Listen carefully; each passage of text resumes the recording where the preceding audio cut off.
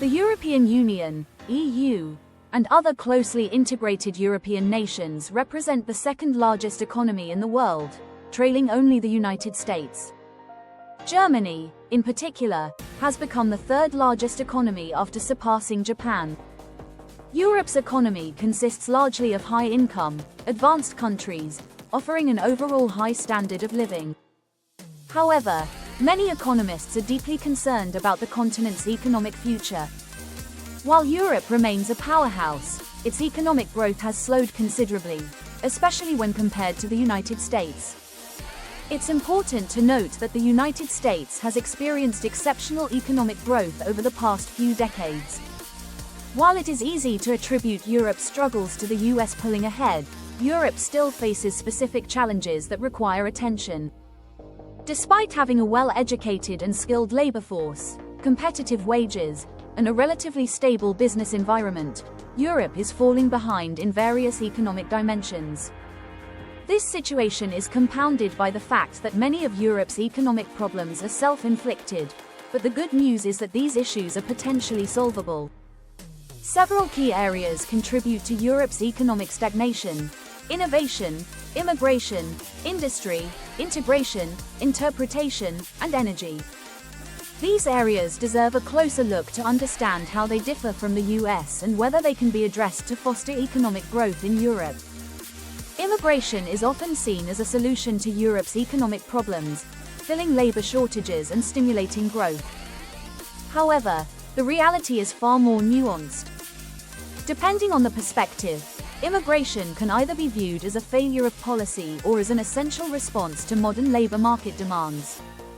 These differing viewpoints shape not only public opinion but also the policies governing immigration in Europe. Most of the immigration to Europe is not driven solely by economic factors. A large portion is due to humanitarian reasons such as family reunification and asylum, which, while noble, do not necessarily contribute to economic growth in the same way as skilled labor migration. While immigration can inject capital into the economy through the money newcomers bring with them, the social and economic dynamics of migration can be complex. For instance, many immigrants in Europe fill lower-wage jobs that native workers are reluctant to take. On the other hand, skilled migrants can often outflow to places like the United States, resulting in a brain drain. Europe also faces a growing trend of highly educated professionals leaving for more lucrative opportunities in places like the US and the UK, contributing to the loss of talent and innovation potential. Meanwhile, labor force participation in Europe is higher than in the US, primarily due to older workers staying in the workforce longer, as they struggle with the high cost of living and lack of adequate retirement savings.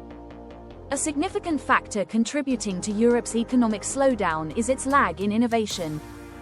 The US has built a robust ecosystem where technology companies thrive, fueled by top universities, abundant investment, and favorable policies. In contrast, Europe's innovation ecosystem lacks the same critical mass. While there are notable exceptions, such as ASML, a company in the Netherlands that makes cutting-edge semiconductor equipment, Europe generally struggles to develop globally competitive tech companies. Many European companies simply copy successful American business models and tailor them to local markets, but often with the end goal of selling out to US firms rather than building homegrown technological giants. The innovation gap is partly due to Europe's relatively stringent regulations, which can stifle entrepreneurship. While these regulations often protect consumers and ensure high standards, they can also create barriers for new businesses. Additionally, Europe's lack of risk capital and its less dynamic startup culture make it difficult for tech entrepreneurs to thrive. Europe, particularly Germany, has long been a global leader in manufacturing. However, the continent now faces significant challenges. Energy costs have risen, partly due to Europe's transition away from fossil fuels and its reliance on renewable energy sources. Energy-intensive industries, such as heavy manufacturing, are struggling to compete globally, especially when confronted with cheaper energy costs in other regions. In Germany, the decision to decommission nuclear power plants, along with the disruption of Russian natural gas supplies, has exacerbated energy shortages. This has put pressure on key industries, including automotive giants like Volkswagen, which have started shutting down plants in Germany or relocating production to countries with cheaper labor and energy costs. Even prestigious European manufacturing brands are opening factories in places like the US and China to reduce production costs and deal with global supply chain disruptions. The energy transition, while important in the long run, is not an immediate fix for the current challenges.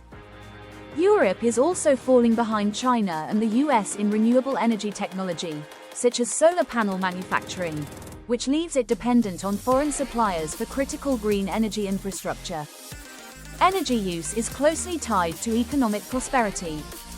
Richer countries tend to consume more energy, both for consumer luxuries and for energy-intensive industries that contribute significantly to economic output. Unfortunately, Europe does not have substantial energy reserves, relying on imports and renewables, which are currently costly and less reliable in some regions. The transition to renewables is an essential part of Europe's strategy, but in the short term, energy scarcity and high costs are a significant barrier to economic competitiveness. Germany's decision to phase out nuclear power and its dependence on imported natural gas have compounded these issues. While the EU is investing in renewable energy sources like wind and solar, these technologies are still in the developmental phase and are not yet sufficient to replace fossil fuels in energy-intensive industries. The fundamental question is whether Europe's economic challenges really matter when it comes to quality of life. While the US may appear more productive in terms of GDP per capita, this doesn't always translate into a higher standard of living for the average person. European countries tend to have lower living costs, better healthcare, and more robust social safety nets, which make life more affordable for everyday citizens. Even though European workers may be less productive than their American counterparts, the overall quality of life in Europe remains high, especially when factoring in work-life balance and social services. For instance, while tech giants in the US may be driving impressive economic growth, they often don't employ as many people as Europe's traditional industries, which continue to provide stable jobs for millions. Furthermore, the relative strength of the US dollar makes American goods and services more expensive for Europeans, while Europe enjoys more favorable exchange rates that make its products cheaper for consumers. Europe faces significant economic challenges, but many of these are self-inflicted and can be addressed through smart policy choices. The EU needs to focus on attracting and retaining talent, improving innovation, and making strategic investments in energy infrastructure. If these challenges are not addressed, Europe risks prolonged stagnation, leading to higher unemployment, greater inequality, and a further erosion of its competitiveness on the global stage.